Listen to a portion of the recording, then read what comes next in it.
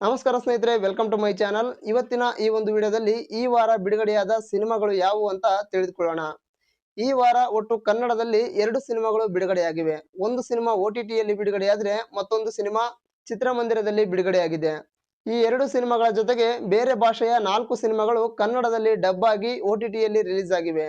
OTTಯಲ್ಲಿ ಮತ್ತು ಚಿತ್ರಮಂದಿರದಲ್ಲಿ ಬಿಡುಗಡೆಯಾದ ಸಿನಿಮಾಗಳು ಯಾವುವು, ಯಾವ ಪ್ಲಾಟ್‌ಫಾರ್ಮ್‌ನಲ್ಲಿ ಬಿಡುಗಡೆಯಾಗಿವೆ ಎನ್ನುವ ಸಂಪೂರ್ಣ ಮಾಹಿತಿಯನ್ನ ಈ ಒಂದು ವಿಡಿಯೋದಲ್ಲಿ ತಿಳಿದುಕೊಳ್ಳೋಣ.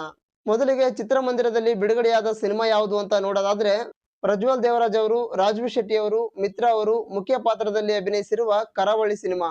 ಈ ವಾರ ಇದೊಂದೇ ಕನ್ನಡದ ಸಿನಿಮಾ ಬಿಡುಗಡೆಯಾಗಿದೆ.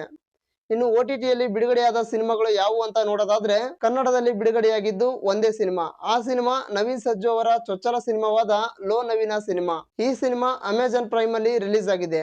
ಈ ವಾರ OTTಯಲ್ಲಿ ಸಾಕಷ್ಟು ಸಿನಿಮಾಗಳು ಬಿಡುಗಡೆಯಾಗಿವೆ. ಆದರೆ ಕನ್ನಡಕ್ಕೆ ಡಬ್ಬಿಂಗ್ ಆದ ಸಿನಿಮಾಗಳು ಮಾತ್ರ ನಾನು ಹೇಳ್ತಾ ಇದ್ದೀನಿ. ಕನ್ನಡಕ್ಕೆ ಡಬ್ ಆಗಿ OTTಯಲ್ಲಿ ಬಿಡುಗಡೆಯಾಗಿರುವ ಮೊದಲ ಸಿನಿಮಾ ಯಾವುದು ಅಂದ್ರೆ ಖಾನ್ ಸಿಟಿ. ಮಿಡಲ್ ಕ್ಲಾಸ್ ಜೀವನಕ್ಕೆ ದುಡ್ಡು ಎಷ್ಟೊಂದು ಮುಖ್ಯ, ಆ ದುಡ್ಡನ್ನ ಪಡೆದುಕೊಳ್ಳಲು ಯಾವೆಲ್ಲ ರಿಸ್ಕ್ ತಗೋತಾರೆ, ಆ ರಿಸ್ಕ್ ನಿಂದ ಏನೆಲ್ಲ ಪ್ರಾಬ್ಲಮ್ ಆಗುತ್ತೆ ಅನ್ನೋದು ಈ ಸಿನಿಮಾದ ಕಥೆಯಾಗಿದೆ.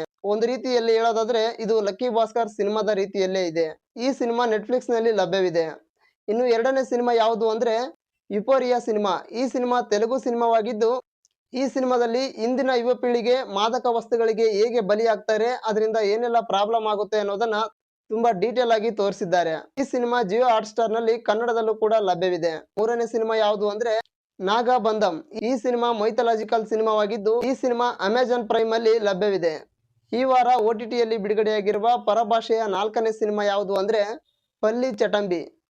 1950ರ ದಶಕದಲ್ಲಿ ಕೇರಳದ ರಾಜಕೀಯ ಹಿನ್ನೆಲೆಯಲ್ಲಿ ಕಮ್ಯುನಿಸ್ಟ್ ಸರ್ಕಾರದ ವಿರುದ್ಧ ಹೋರಾಡುವ ಕತೆ ಇದಾಗಿದೆ. ಈ ಸಿನಿಮಾ ಸೋನಿ ಟಿವಿ OTT ಪ್ಲಾಟ್‌ಫಾರ್ಮ್‌ನಲ್ಲಿ ಕನ್ನಡದಲ್ಲೂ ಕೂಡ ಲಭ್ಯವಿದೆ. 5 ಸಿನಿಮಾ OTTಯಲ್ಲಿ, 1 ಸಿನಿಮಾ ಚಿತ್ರಮಂದಿರದಲ್ಲಿ.